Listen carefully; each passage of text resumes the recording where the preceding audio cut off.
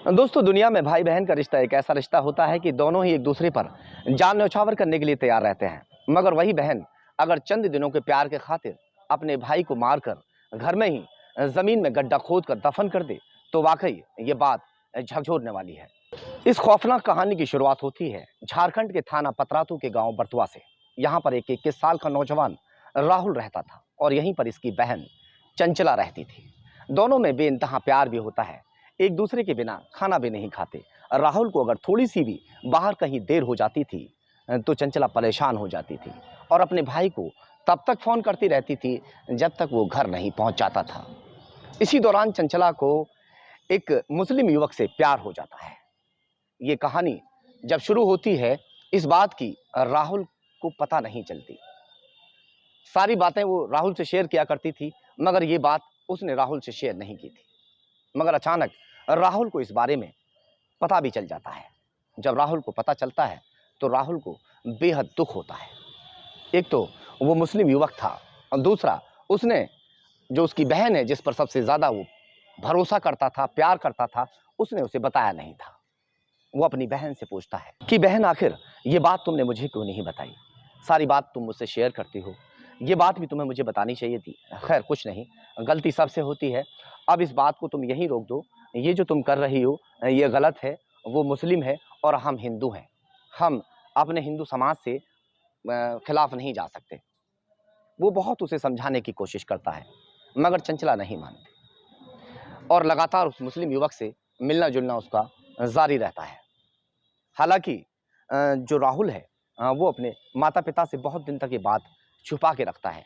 मगर जैसे ही वो अपने माता पिता को ये बात बताता है तो चंचला इस बात से चिढ़ जाती है और वो उसे रास्ते से हटाने का प्लान सोचने लगती है, क्योंकि वो उसे बाहर निकलने से रोकता था, टोकता था, फ़ोन पर बात करने से रोकता था। इसी बात को लेकर चंचला प्लानिंग करती है कि इसे कहीं बाहर ले जाकर मौत के घाट उतारा जाए।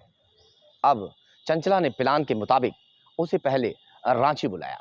रांची बस स्टैंड तक वो उसे खुद लेने के लिए पहुंचती है और उसके बाद में उसका फ़ोन वहीं पर स्विच ऑफ हो जाता है। जैसे ही फ़ोन स्विच ऑफ होता है, उसके बाद में परिजन लगातार उससे संपर्क करने की कोशिश करते हैं, मगर फ़ोन स्विच ऑफ जाता है। जब कई दिन इसको गुजर चुके थे तो परिजनों को चिंता होती है। सभी रिश्तेदारियों में ढूंढते खकोड़ते हैं, मगर बेटे का कहीं पता नहीं चलता। चंचला अपने माता पिता के साथ अपने भाई राहुल को ढूंढवाने का बराबर काम कर रही थी। पुलिस थानों के चक्कर भी काट रही थी। जब वो पतरातू थाने पहुंचते हैं तो उन्हें टरका दिया जाता है कि मामला रांची का है। अब ये रांची पुलिस के पास पहुंचते हैं और रांची पुलिस बड़ी गहनता के साथ जांच में लग जाती है। धीरे धीरे समय बीत रहा था। लगभग 1.5 महीना इस बात को हो चुका था, मगर राहुल का कोई भी अता पता नहीं चल रहा था। मगर एक दिन जब पुलिस पूरी गहनता के साथ में इसमें घुसी हुई थी तो उन्हें पता चलता है कि जो चंचला है उसका किसी मुस्लिम लड़के से अफेयर चल रहा है और उसको इसी बात पर राहुल टोकता भी था। अब पुलिस की जो शक की सुई है वो चंचला के ऊपर जाकर रुक जाती है और चंचला को हिरासत में लेकर जब उससे सख्ती के साथ पूछताछ की जाती है तो बड़ा ही हैरत अंगेज करने वाला खुलासा होता है। खुलासा होने के बाद पुलिस के भी पैरों तले जमीन निकल गई जब उसने बताया कि उसने अपने भाई को प्लानिंग के तहत रांची बुलाया था और बस स्टैंड से ही वो अपने क्वार्टर पर अपने साथ उसे लेकर जाती है, जबकि उसका जो फ़ोन है वो बस स्टैंड पर ही स्विच ऑफ कर दिया जाता है। वहाँ ले जाने के बाद में क्वार्टर पर उसे खाना परोसा जाता है और उस खाने में नशे की गोलियां डाल दी जाती हैं। नशे की गोलियां इतनी ज़्यादा डाल दी जाती हैं कि उसकी मौत हो जाती है और उसके बाद में उसकी डेड बॉडी को ठिकाने लगाने के लिए अपने आशिक को वो फ़ोन करती है और उसका जो आशिक है वो वहाँ पर पहुँचता है।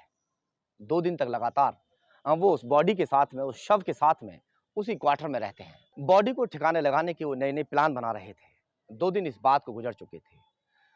चंचला ने ये भी बताया कि दोनों दिन बॉडी बराबर में रखी हुई थी और वो दोनों हम बिस्तर भी हुए।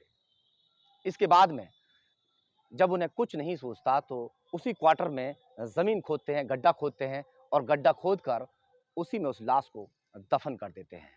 अपनी भाई की लाश को दफन करने के बाद में वहाँ उसको ज़मीन को एकसार कर देती है और उसके बाद में उसी के ऊपर चारपाई बिछाकर 1.5 महीने तक लगातार उसी के ऊपर सोती है, ताकि किसी को ये शक ना हो जाए कि जो ज़मीन है वो इस तरह से ताज़ा खुदी हुई होगी या इस तरह से किसी को पता ना चल जाए। मगर कहते हैं ना कि कानून के हाथ काफ़ी लंबे होते हैं। कातिल बहन और उसके आशिक को पुलिस ने जेल भेज दिया है।